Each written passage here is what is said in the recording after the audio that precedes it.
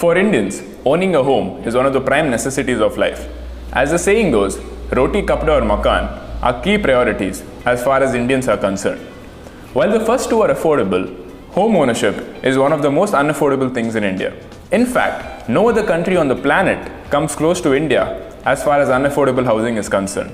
To give you an example, home ownership is 20 times harder in India as compared to that in the US, when you consider the earning capacity into consideration. So why are Indians still obsessed with buying homes? According to RBI, 77% of an average Indian's wealth is tied up in real estate, and only a meager 5% has been invested into stocks and FDs. Today, let's talk about the 4 main misconceptions that Indians have about buying homes.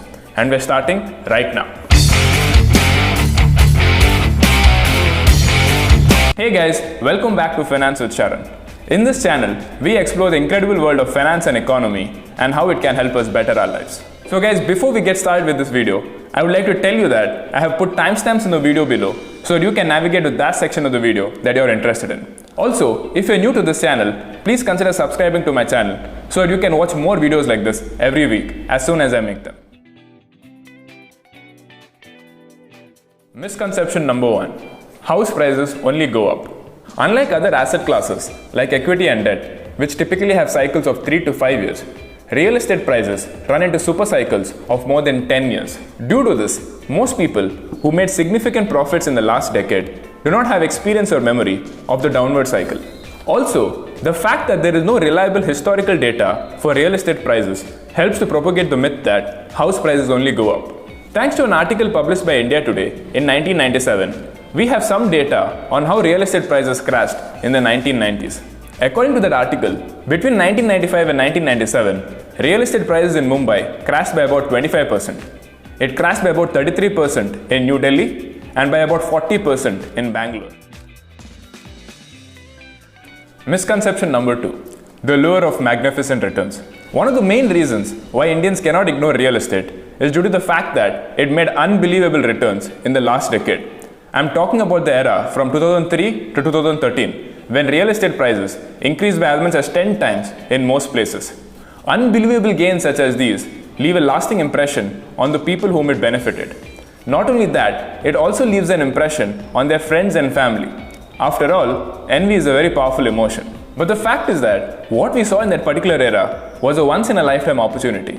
In all likelihood, it's going to take a very long time before we see such unbelievable gains in the real estate prices. But the problem is that many investors in India are still stuck in that erstwhile era and are still expecting their real estate prices to double or quadruple in value over the next few years. But the fact is that real estate prices are already in bubble territory and are showing signs of destabilization. Misconception number 3. Absolute returns versus compounded returns. Most real estate investors in India are satisfied with their investments because they only look at their absolute growth in the value of their investment. For example, an investor may be very happy with his property, which has gone 5 times in value over the past 20 years. But the fact is that the compounded annual returns of this particular growth is only about 8.3% every year. In comparison, the Indian stock market has grown by 15% per annum over the past 20 years. If you compound 15% returns over 20 years, that would result in a 16 times growth in the value of the investment. This absolutely dwarfs the growth in the real estate market over the past 20 years. And finally, misconception number 4.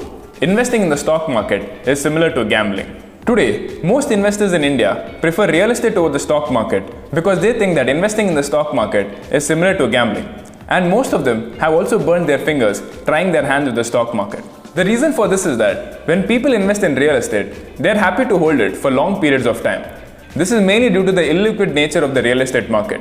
It is very difficult to sell a property in India, even if you want to sell it as soon as possible. As a result, they end up holding their properties through thick and thin and are able to see an appreciable growth in the value of their investment. On the flip side, when people invest in the stock market, they usually do it for shorter periods of time. They usually buy when the markets are heated up and the prices are way overpriced, and they sell when the markets fall down. This unfavorable experience in the stock market deters many investors from considering it as an investment option. So guys, with that we come to the end of this video. If you guys have stuck with this video for so long, I'm sure you must have learned something new. If so, please smash that like button and subscribe to my channel. Also, don't forget to hit the bell icon next to the subscribe button so that you can get to watch more videos like this as soon as I make them. So guys, with that I'll wrap up this video and I'll see you in the next one.